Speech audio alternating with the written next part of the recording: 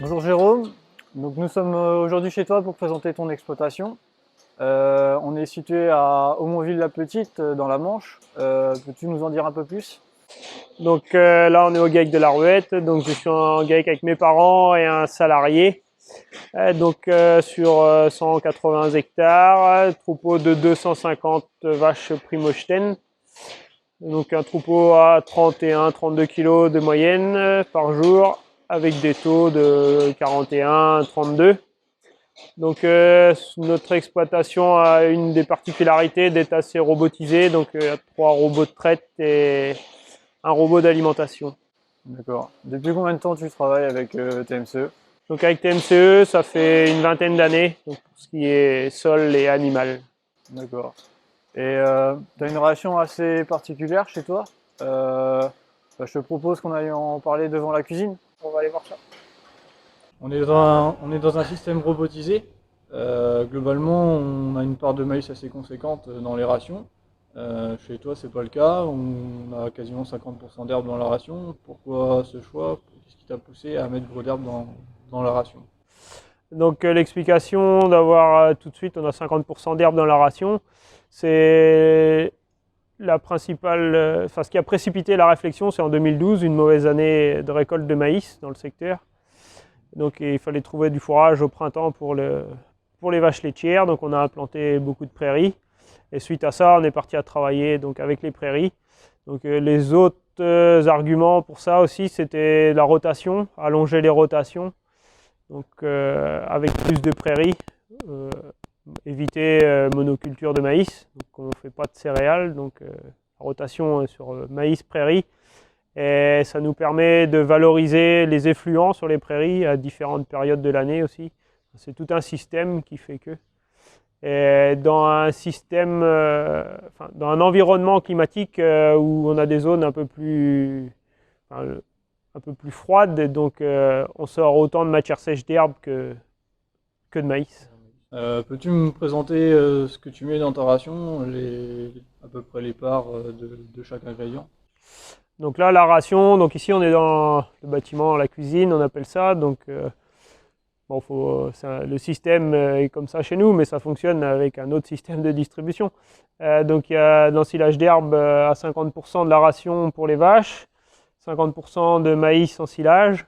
Et donc dans la ration de base, on rajoute du maïs grain et du correcteur à azoter qui est du soja, plus le minéral. À peu près combien de maïs gras? Maïs grain autour de 2,5 kg par vache. D'accord. Et le correcteur azoté, suivant la valeur azotée de l'herbe, on varie de 1,5 kg à 2 kg, de 2 bons kilos. D'accord. Correcteur qu'à l'auge, il n'y en a pas au robot. Oui, le correcteur est à l'auge, tout est mis à l'auge. Quels sont les intérêts d'avoir une ration avec beaucoup d'herbe à l'auge? Donc les intérêts, donc je les vois à différents endroits d'un point de vue du système fourrager. Donc le fait d'avoir moitié de maïs, moitié d'herbe, s'il y a un problème sur une culture dû à un événement climatique ou autre, l'un peut pallier au manque de l'autre. Pareil au niveau de la ration, quand il y a des transitions alimentaires, s'il y a un fourrage qui change, il n'y a que la moitié de la ration qui change. Donc j'ai l'impression que les fourrages s'équilibrent mieux entre eux. Et d'un point de vue métabolique, pareil, on a moins de soucis qu'auparavant avec un maïs plat unique. On a vu tout à l'heure que tu disais que tu mettais que du correcteur à l'eau. Du coup, qu'est-ce que tu mets à tes robots? Donc oui, donc comme on l'a dit tout à l'heure, je mets le soja et le maïs grain à l'auge. Donc en fait, dans mes aliments, il n'y a que quelque part la quantité de soja qui change suivant la valeur azotée de l'herbe. Donc ça, je le fais suivant les bouses, suivant la production, l'état des vaches. C'est de la vision au quotidien un peu.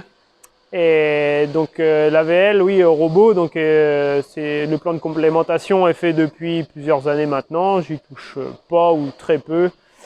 Et la formule de l'AVL est une formule fixe, donc composée de matières premières, on va dire nobles, Donc ce choix, c'est pour que je ne veux pas avoir l'influence de la modification de la composition de cette VL sur la ration, parce qu'après je ne sais pas si c'est ma complémentation à l'auge qui perturbe ou si c'est la VL qui a perturbé le fonctionnement. D'accord. C'est une VL qui fait 18 de MAT. Oui, 17, 18, oui. Donc suite à l'explication des différentes complémentations à l'auge et complémentation robot, qu'est-ce que tu obtiens comme résultat au niveau des vaches? Donc au niveau des vaches, on en a parlé un peu tout à l'heure, donc on tourne entre 31 et 32 kg de lait. Donc avec des taux 41, 32, il y a peut-être encore à optimiser un peu là-dessus. Historiquement, on a toujours eu des taux assez bas. Et après, au niveau repro, on est à 1,3 paillettes par vache gestante. En intervalle vélage, 385 jours. Et un taux de réussite en première IA qui est autour de 55 voire 60%. D'accord. Pas de problème de cellules?